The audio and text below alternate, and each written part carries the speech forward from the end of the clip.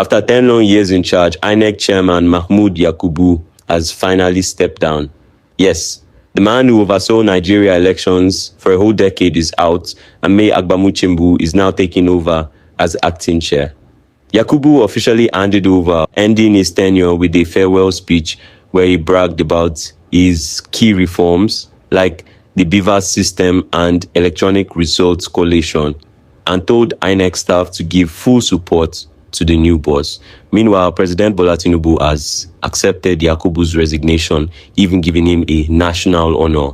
But not everyone's happy. Reactions across Nigeria are mixed. Some are praising him for modernizing elections, while others say his time in office was filled with controversy and bias. Watch this video. I will be right back to say something.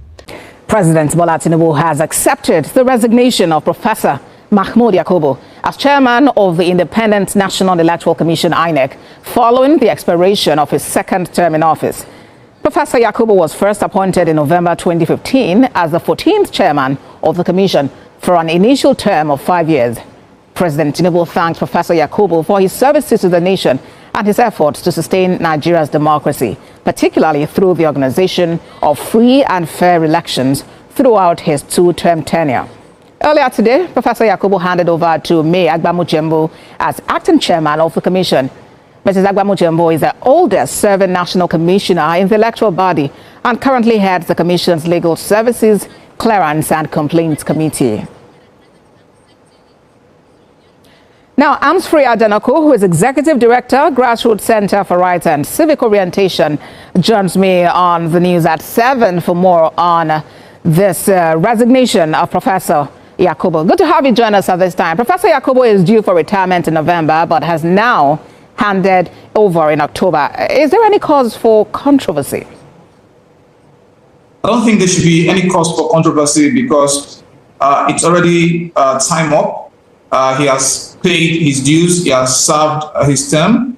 Probably this is just an exit strategy to allow for an early replacement in the commission, knowing that we have very crucial elections, off-cycle elections coming in Anambra and also in 2026 before we pivot to the 2027 general election. So I think this is very statesmanly, if you ask me, because at least it will enable the commission to have more of an exit strategy even before the end of his tenure. So I think it shouldn't be something that should elicit any controversy. Now, statute-wise, INEC is independent, and the choice of the next national chairman will be determined by the president and approved by the Senate. What are your expectations? Yeah, the expectations I have, just like the expectations of every other Nigerian, is that the president and the Senate, all the relevant institutions of the state, would ensure that the appointment of the next INEC chairman, sits in line with what we have in Section 153 of the Constitution, which basically, if you look at the third schedule, talks about somebody that is non-partisan and of impeccable integrity, somebody that will come in and build on the gains, because whether we like it or not, Mahmood did a whole lot of work in terms of trying to use technology to enhance transparency in our elections. And it is only an irony that one of the issues that he'll be remembered for is the glitches that followed our use of technology in the elections. So we need somebody who will come in, hit the ground running, ensure that the electoral process become a process that allows Nigerian citizens to express their free and democratic choices. And the process, whether you talk about governorship elections, you talk about presidential elections, the general elections in 2027, is transparent and reflects the express democratic wishes of the Nigerian people. And talking about trust in the electoral umpire, what do you think should be done to boost that trust and help people really have confidence in INEC? I think the very first thing that should be done, and this is what many Nigerians are clamoring for, is to depoliticize INEC in terms of the question of appointment. And so many Nigerians are apparently not comfortable with the idea that a sitting president who is also a participant who is also partisan in a sense in the electoral process, who will be contesting, will be the one to appoint the INEC chairman. Long before now, the Waste recommendation, the Waste panel report has given a roadmap on how we can possibly depoliticize INEC, remove it from the apron strings of the presidency, and ensure that it becomes truly independent, not only in name, but in terms of the appointive character of how the INEC chairman emerges. And this is very critical. The second point is within INEC itself, the fact that in the last elections, 2023 elections, there are perceptions that INEC kind of overpromised in terms of the transparency of the elections, and it underdelivered on that key aspect of transparency. And by this, I'm talking about the famous conversation around the glitches that followed the process in 2023. So INEC itself should be able to now pivot towards ensuring that when it makes promises to the Nigerian electorate, then it should be able to deliver on those promises, because every promise an institution like INEC makes comes with a lot of expectations. And the moment the people feel that those expectations are not met, then you have a lot of these perception problems. But I will still give some credit to the outgone INEC chair, because he presided over an electoral process that produced one of the most diverse National Assembly we have seen in the history of our country since the return of democracy in 1999. So it's not all bad, when we look at the way and how he served. But what will remain uppermost in the minds of Nigerians is that famous glitch in the 2023 election, which till today has not been convincingly explained to the Nigerian people in terms of what actually happened and how what happened can be prevented in subsequent general elections. Executive Director, Grassroots Center for Rights and Civic Orientation, GRACO, Amsfree Ajanaku. Thank you for your time on TVC News at 7. Thank you so much for having me.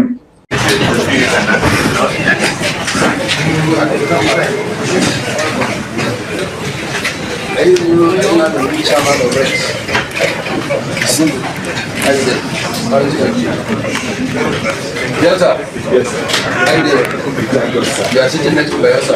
Yes, sir. And Bayelsa is sitting next to Chief. This one, you see a lawyer watching.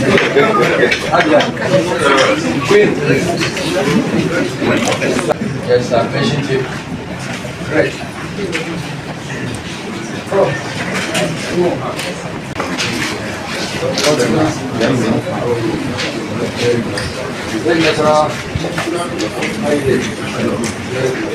Berapa?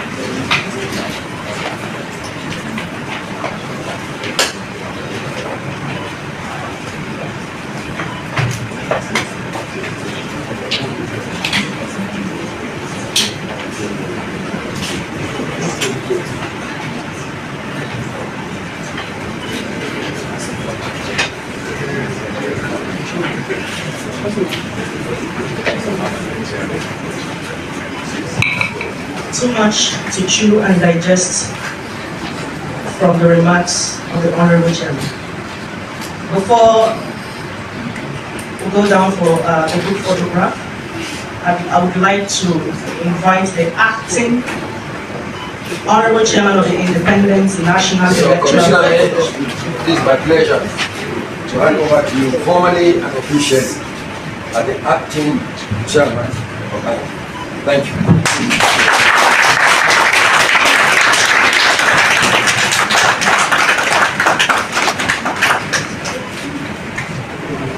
But beyond that,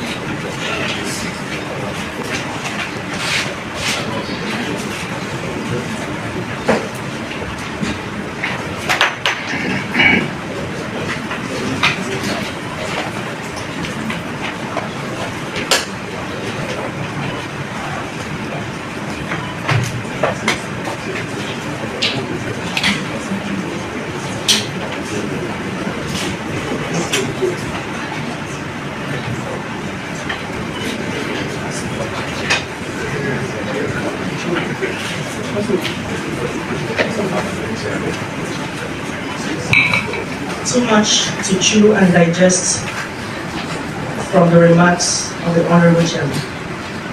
Before we go down for the group photograph, I would like to invite the acting Honorable Chairman of the Independent National Electoral. It is my pleasure to hand over to you formally and officially as the acting chairman of INEC. Thank you.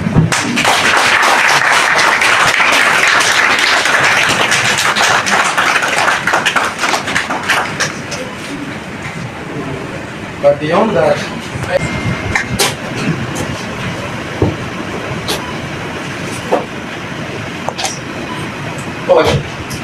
these are some of the specific departmental handover notes. And it's my pleasure once again to present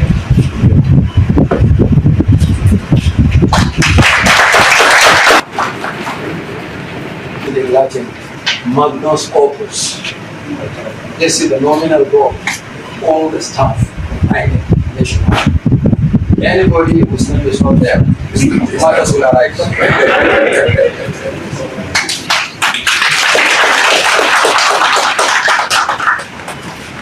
Okay, so Did Mahmood Yakubu truly move Nigeria's elections forward, or was his tenure full of broken promises?